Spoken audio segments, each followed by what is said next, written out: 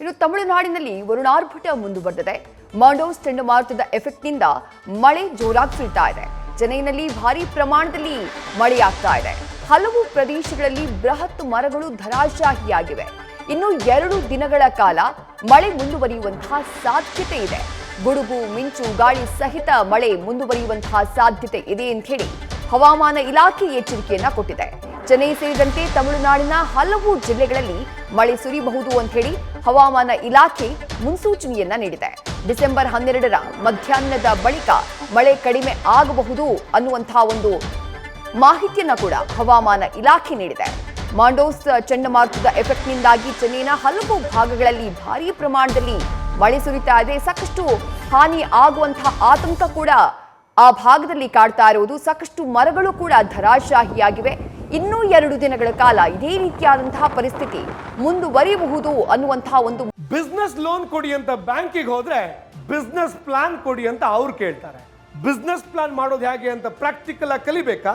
Freedom app ಅನ್ನ ಈಗಲೇ download ಮಾಡಿ. ಮುನ್ಸೂಚನೆಯನ್ನ ಹವಾಮಾನ ಇಲಾಖೆ ನೀಡಿದೆ. ಗುಡುಗು, ಗಾಳಿ, ಮಿಂಚು ಸಹಿತ ಮಳೆಯಾಗುವಂತಹ ಸಾಧ್ಯತೆ ಇದ್ದು ಚೆನ್ನೈ ಸೇರಿದಂತೆ ತಮಿಳುನಾಡಿನ ಹಲವು ಜಿಲ್ಲೆಗಳಲ್ಲಿ ಮಳೆ ಸುರಿಯಬಹುದು ಅಂತ ಹೇಳಿ ಹವಾಮಾನ ಇಲಾಖೆ ಮುನ್ಸೂಚನೆಯನ್ನ ಕೊಟ್ಟಿದೆ.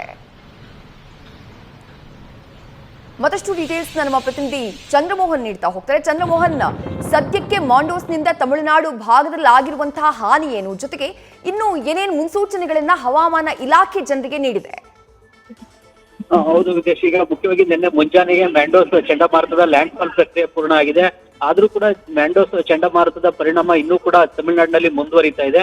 ಮುಖ್ಯವಾಗಿ ಈಗ ಮೆಟ್ರೋಲಾಜಿಕಲ್ ಡಿಪಾರ್ಟ್ಮೆಂಟ್ ಕೊಟ್ಟಿರುವ ಮುನ್ಸೂಚನೆ ಪ್ರಕಾರ ನಾಳೆ ಮಧ್ಯಾಹ್ನದವರೆಗೂ ಕೂಡ ತಮಿಳುನಾಡಿನಾದ್ಯಂತ ಗುಡುಗು, ಮಿಂಚು ಸಹಿತ ಭಾರಿ ಪ್ರಮಾಣದ ಮಳೆ ಸುರಿಯಲಿದೆ. ಅದಾದ ಬಳಿಕ ಮಳೆಯ ಪ್ರಮಾಣ ಸ್ವಲ್ಪ ಮಟ್ಟಿಗೆ ಕಡಿಮೆ ಆಗುತ್ತೆ. ಹೀಗಾಗಿ ನಾಳೆವರೆಗೂ ಕೂಡ ತಮಿಳುನಾಡಿನಲ್ಲಿ ಮಳೆ ಸುರಿಯುವಂತಹ ಪ್ರಕ್ರಿಯೆ ಮುಂದುವರಿತಾನೆ ಇರುತ್ತೆ. ಹೀಗಾಗಿ ಇದೆಲ್ಲವೂ ಕೂಡ ಮ್ಯಾಂಡೋಸ್ನ ಚಂಡಮಾರುತದ ಪರಿಣಾಮ. ಮುಖ್ಯವಾಗಿ ತಮಿಳುನಾಡಿನ ಚೆನ್ನೈ ಸೇರಿದಂತೆ ಬೇರೆ ಬೇರೆ ಪ್ರದೇಶಗಳಲ್ಲಿ 500ಕ್ಕೂ ಹೆಚ್ಚು ಮರಗಳು ಧರೆಗುಳಿರಿದ್ದವು. ಆ ಮರಗಳನ್ನೆಲ್ಲವನ್ನೂ ಕೂಡ ಧರೆಗುಳಿಸ್ತಕ್ಕಂತ ಕೆಲಸವನ್ನ ಚೆನ್ನೈನ ಸ್ಥಳೀಯ ಪಾಲಿಕೆ ಮತ್ತು ಬೇರೆ ಬೇರೆ ಜಿಲ್ಲೆಗಳ ಜಿಲ್ಲಾಡಳಿತ ಮಾಡಿವೆ. ಜೊತೆಗೆ ಬೇರೆ ಬೇರೆ ಜಿಲ್ಲೆಗಳಲ್ಲೂ ಕೂಡ ವಿದ್ಯುತ್ ಕಂಬಗಳು ಕೂಡ ಧರೆಗುರುಳಿದ್ವು. ಇದರಿಂದಾಗಿ ಸಾಕಷ್ಟು ಪ್ರದೇಶಗಳಲ್ಲಿ ವಿದ್ಯುತ್ ಸಂಪರ್ಕ ಕಡಿತ ಆಗಿತ್ತು. ಹೀಗಾಗಿ ಮತ್ತೆ ವಿದ್ಯುತ್ ಸಂಪರ್ಕವನ್ನು ನೀಡುವಂತಹ ಕೆಲಸವನ್ನು ಕೂಡ ತಮಿಳುನಾಡಿನ ಇಂಧನ ಇಲಾಖೆ ಮಾಡಿದೆ. ತ್ವರಿತಗತಿಯಲ್ಲಿ ಎಲ್ಲ ಪರಿಹಾರ ಮತ್ತು ರಕ್ಷಣಾ ಕಾರ್ಯಾಚರಣೆಯನ್ನು ಕೂಡ ಮಾಡಲಾಗಿದೆ. ಆದ್ರೆ ಈಗ ತಮಿಳುನಾಡಿನಲ್ಲಿ ಮ್ಯಾಂಡೋಸ್ ಚಂಡಮಾರುತದ ಪರಿಣಾಮವಾಗಿ ನಾಳೆ ಮಧ್ಯಾಹ್ನದವರೆಗೂ ಕೂಡ ಗುಡುಗು, ಮಿಂಚು ಸಹಿತ ಭಾರಿ ಪ್ರಮಾಣದ ಮಳೆ ಆಗಲಿದೆ. ಅದಾದ ಬಳಿಕ ಮಳೆಯ ಪ್ರಮಾಣ ಸ್ವಲ್ಪ ಕಡಿಮೆ ಆಗುತ್ತೆ ಅನ್ನುವ ಮುನ್ಸೂಚನೆಯನ್ನು ಈಗ ಮೆಟ್ರೋಲಾಜಿಕಲ್ ಡಿಪಾರ್ಟ್ಮೆಂಟ್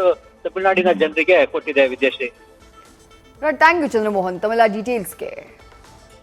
ನ್ಯೂಸ್ ಫಸ್ಟ್ ಪ್ರತಿಕ್ಷಣ.